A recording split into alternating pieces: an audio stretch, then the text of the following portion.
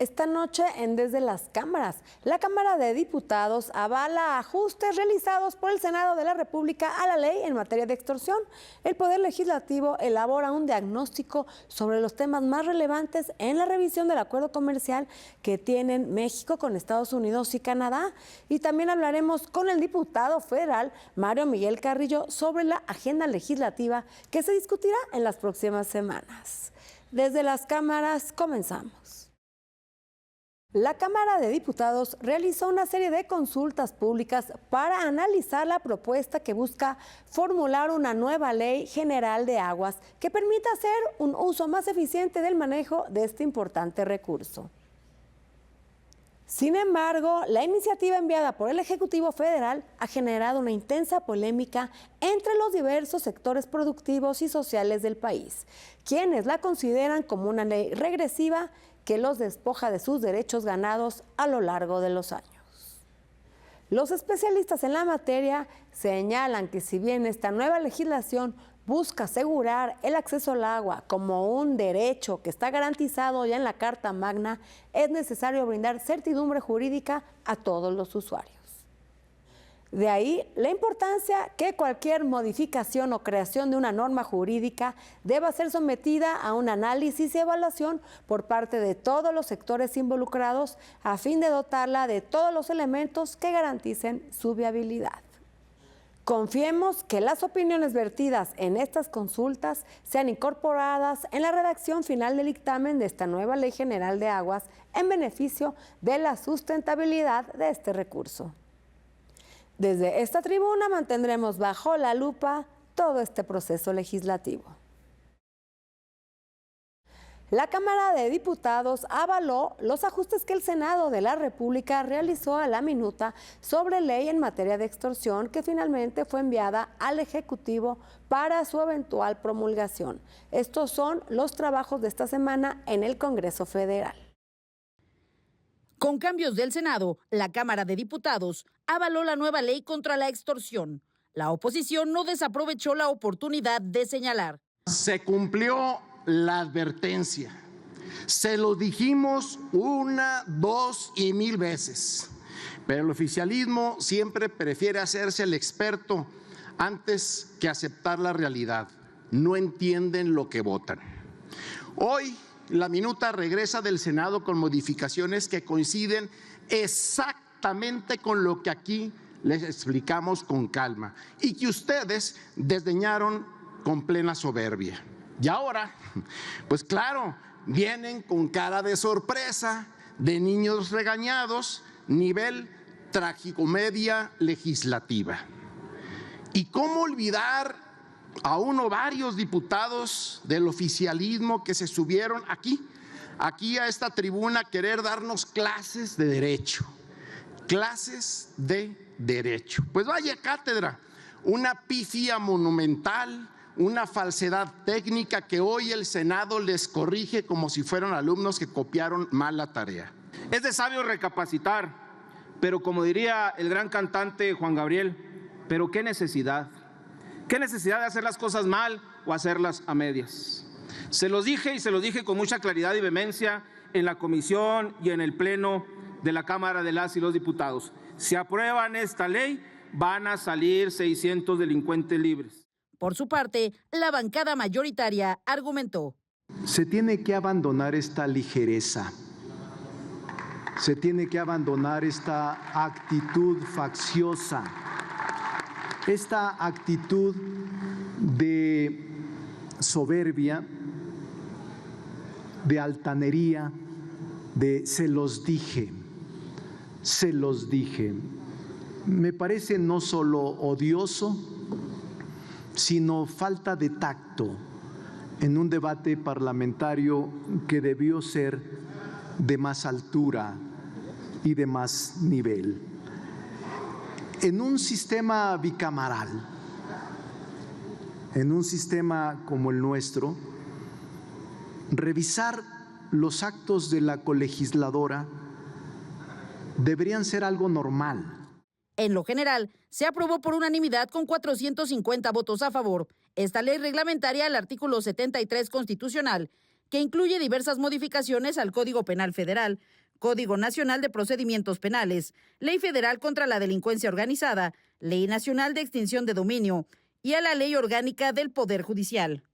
Destaca en esta ley una sanción de hasta 42 años de prisión para los extorsionadores, así como la unificación del delito en todo el país, homologando la tipificación del crimen. Además, los diputados también aprobaron por unanimidad endurecer las penas por delitos ambientales. Este dictamen actualiza el rango y aumenta estas penas de 2 a 10 años de prisión. Esto mantiene la proporcionalidad constitucional. También se incrementan las sanciones económicas para el tráfico de totoaba, pudiendo llegar hasta 12,000 días de multa, con el objeto de frenar una de las cadenas criminales más dañinas para el ecosistema del Golfo de California. Segundo, se incorporan nuevas conductas delictivas y agravantes. Se integran al Código Penal nuevas figuras que hoy son necesarias: las descargas ilegales en mantos acuíferos, los daños a ecosistemas críticos como manglares, humedales, lagunas, pantanos y arrecifes, las agravantes por incendios provocados con fines de lucro y las sanciones a quienes financien o encubran el tráfico de especies. En otros hechos legislativos, destacó el primer informe de actividades de la vicecoordinadora de Morena, Gabriela Jiménez. Hablamos desde el territorio, desde las calles, desde la palabra que mira a los ojos. Hablamos de los jóvenes de secundaria que hoy estudian con tranquilidad gracias a la beca universal Rita Cetina. Hablamos de las mujeres que después de toda una vida de dedicación en sus familias, por fin reciben una pensión reconociendo sus esfuerzos. Hablamos de los campesinos, de los agricultores, de los pescadores, de los artesanos, de todas y todos los trabajadores que cada mexicana y cada mexicano luchan todos los días para sacar adelante a sus familias. Desde las cámaras, Claudia Ivette García. El Senado de la República concluyó el diagnóstico de los temas más relevantes que deben tomarse en cuenta durante la revisión del acuerdo comercial que México tiene con Estados Unidos y Canadá. Para conocer estos detalles tenemos la entrevista que nos preparó nuestro compañero Víctor Sánchez Baños. México ya está en la renegociación del Tratado de Libre Comercio entre México y Estados Unidos y Canadá. Pero ¿cuáles son nuestras fortalezas y nuestras debilidades? ¿Hasta dónde vamos a tener que negociar con el gobierno de Donald Trump? Y sobre todo, ¿cómo vamos a lograr los objetivos comerciales para que México pueda lograr un desarrollo económico en base a poderle vender al estómago más grande del mundo que está al norte de nuestras fronteras? De eso vamos a platicar con el senador Waldo Fernández, quien es presidente de la Comisión Revisora del TEMEC en el Senado de la República. En la parte del Senado, pues tenemos un cuarto al lado, está Judith Garza al frente por parte del Consejo Coordinador Empresarial. Estuvo en nuestro diagnóstico, en los foros de diagnóstico. Te doy la primicia que el lunes tenemos la intención de presentar los resultados de este diagnóstico y enviarlos al secretario de Economía, a la presidenta Claudia Sheinbaum y al canciller, pues donde le damos, en nuestra opinión, lo que debe de hacerse en este proceso de revisión. Nunca se sabe en una negociación comercial qué es lo que pueda pasar. No, esto es un contrato. Vamos, aunque simplifique la idea, es como comprar un auto, ¿no? Tiene sus partes de negociación. Entonces, pero creo que vamos por muy buen camino. Fíjate que algo que me llamó la atención, que muchos de los sectores productivos que vinieron a los foros, que hablaban del sentimiento que hay del otro lado. Y del otro lado, no hay nadie que no diga que el TEMEC ha funcionado para la integración económica de los 3 países, pero para el beneficio conjunto de la región. Entonces, creo que el escenario es mucho mejor que cuando llegó el presidente Trump al gobierno. Una de las conclusiones a las que estamos llegando es, sé que muchos compañeros de repente idealizan el tema de hay que irnos a otros mercados, hay que buscar aquí, hay que buscar allá.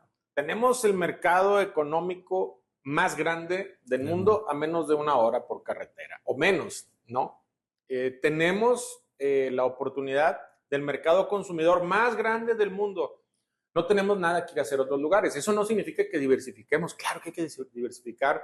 El comercio siempre te implica buscar mejores clientes y mejores proveedores, pero hay que trabajar de la mano para que se mantenga esta alianza regional entre México, Estados Unidos y Canadá. Y decirlo también, incluso redirigir ciertas acciones a que este mercado sea más competitivo que el asiático. Las principales fortalezas de México, de la relación, pues es la integración comercial. De México particularmente, que es un mercado complementario a los Estados Unidos, le ayuda a los Estados Unidos a controlar la inflación, le ayuda a los Estados Unidos a ser más productivo, incluso un gran jugador en ciertos productos, ciertas mercancías, el sector automotriz, hay que decirlo, y creo que esa es la gran oportunidad. Y en otros mercados incluso somos hasta el granero de los Estados Unidos, la agroindustria es muy poderosa en el TEMEC. Ellos hablan de barreras no arancelarias, pero es también no entender un poco la dinámica del país. Por ahí veía el tema de energía.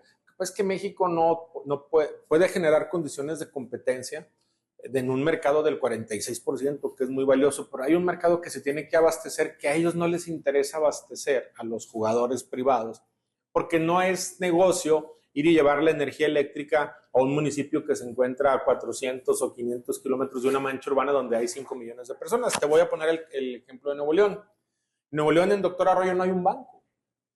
Está a 4 horas de Monterrey, hay 27,000 habitantes.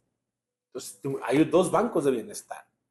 La energía, los jugadores que jugaban generando energía no atendían a Doctor Arroyo, los privados, porque no les convenía. Entonces, tienen que entender también las diferencias que hay en México, en este país, que aunque hemos sacado a casi 14 millones de personas de la pobreza, sigue habiendo una cantidad importante que hay que atender y darles gestión social. Muy cierto que estamos en un buen camino, muy cierto de que la capitana, la presidenta Claudia Sheinbaum lo va a lograr y que ahora sí que los que la acompañan, Marcelo y el secretario, el canciller, también lo van a hacer bien. No es fácil la negociación. Y es muy claro también que Estados Unidos va a tratar de imponer una serie de medidas con el objetivo de lograr beneficios económicos para sus sectores productivos. Pero México tiene, y también soy optimista, tiene muchas herramientas para lograr ese objetivo de mejorar las condiciones de ese tratado y que también logremos impulsar nuestros sectores productivos. La Cámara de Diputados realizó una serie de consultas para revisar la propuesta que busca expedir una nueva Ley General de Aguas. Nuestra experta en temas económico-legislativos, Alicia Salgado, nos desglosa algunos elementos que se deben considerar en la elaboración del dictamen de esta ley.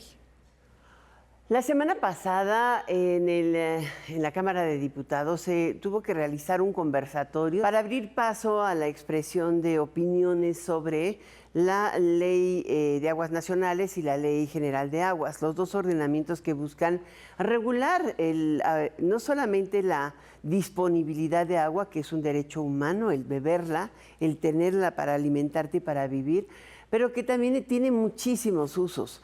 Es una reglamentación que no solamente incluye, o una ley, un par de leyes que no solamente incluye el cómo regular a los pozos de agua, que es donde está centralizada la enorme polémica sobre estas iniciativas, sino también el cómo se verían obligados los municipios en cobrar el agua adecuadamente, en reparar las fugas de agua y también el Estado mismo en responder al desafío de tratamiento de aguas negras.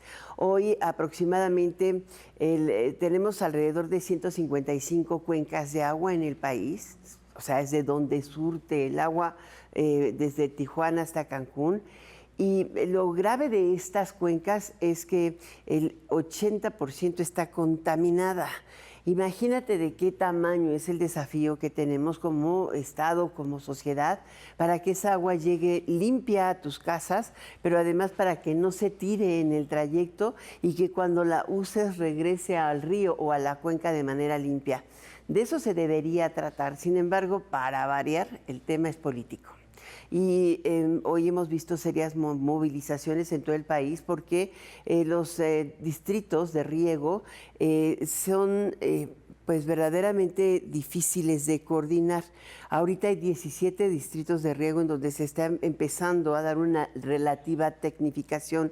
Hay otros que están muy avanzados y prácticamente en el sur-sureste no existe ninguna tecnificación. Y lo que ellos advierten, los campesinos, es que existe la posibilidad de que les subran el cobro de agua, de que no les llegue de agua, de que los pozos que perforaron de manera ilegal, hay que decirlo, ahora se vean obligados a cerrarlos y cobrar por ellos. Eso es lo que está generando una fuerte polémica. Desde mi punto de vista debería existir siempre diálogo, pero bueno, yo pongo este tema bajo la lupa desde las cámaras. Creo que será aprobado sin mayor tema, a menos que las movilizaciones aumenten, Adriana, en esta misma semana. Hasta la próxima. Vamos a una pausa y regresando hablaremos con el diputado federal por el estado de Puebla, Mario Miguel Carrillo, quien es secretario de la Comisión de Gobernación y Población de la Cámara de Diputados.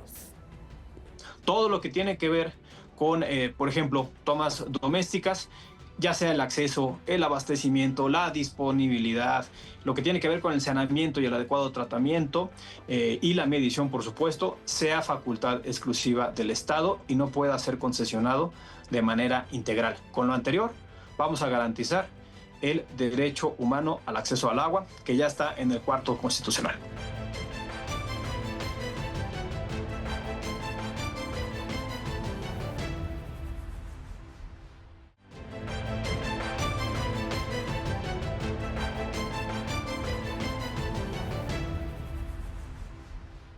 Ingeniero con maestría y doctorado, el diputado Mario Miguel Carrillo es nuestro invitado. En la Cámara de Diputados es secretario de la Comisión de Gobernación y Población y nos hablará de los cambios que avalaron a la ley contra la extorsión y atacarán el problema en colaboración entre los 3 niveles de gobierno. Aquí tendremos su opinión. Ya se encuentra con nosotros el diputado federal de Morena por el estado de Puebla, Mario Miguel Carrillo, quien es secretario de la Comisión de Gobernación y Población. ¿Qué tal, diputado? Buenas noches. Hola, ¿qué tal, Adriana? Buenas noches, un gusto estar aquí en tu programa. Pues finalmente en la Cámara de Diputados se avalaron los cambios que mandó el Senado sobre la minuta de la ley de extorsión. Platícanos cuáles son los puntos más importantes. A ver, lo más importante es el delito de extorsión. Ya está considerado dentro del catálogo de delitos que merecen prisión preventiva oficiosa, tal cual lo marca en el artículo 19 de nuestra Constitución. Este era un gran paso que nosotros necesitábamos para darle el peso específico a este delito que aqueja a toda la población, desde el más alto empresariado hasta el más bajo campesino, comerciante, obrero, absolutamente a todos nos afecta este grave delito. Entonces, Mario, ¿qué fue pudiéramos lo que decir que antes, para todos los extorsionadores que nos están viendo, antes el delito de extorsión no era grave. Ahora no ya se considera como delito grave.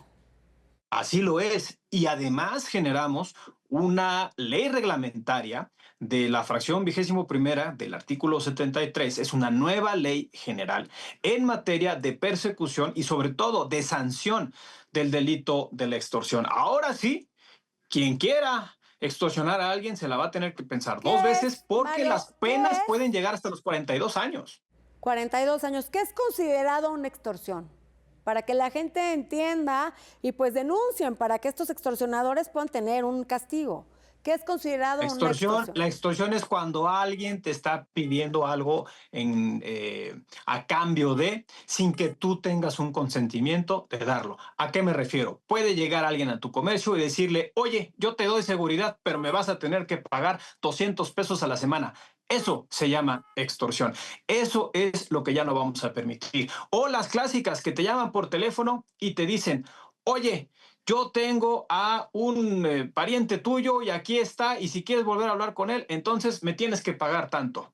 O la más básica, que alguien se haga pasar por alguien más y te diga, oye, ¿me prestas 20,000 pesos para poder pagar mi tarjeta de crédito? Porque ya no tengo cómo cancelar mi banca en línea. Por favor, dámelo. Eso también es extorsión. Ok, entonces ya es considerado un delito grave y con penas de hasta 40 años.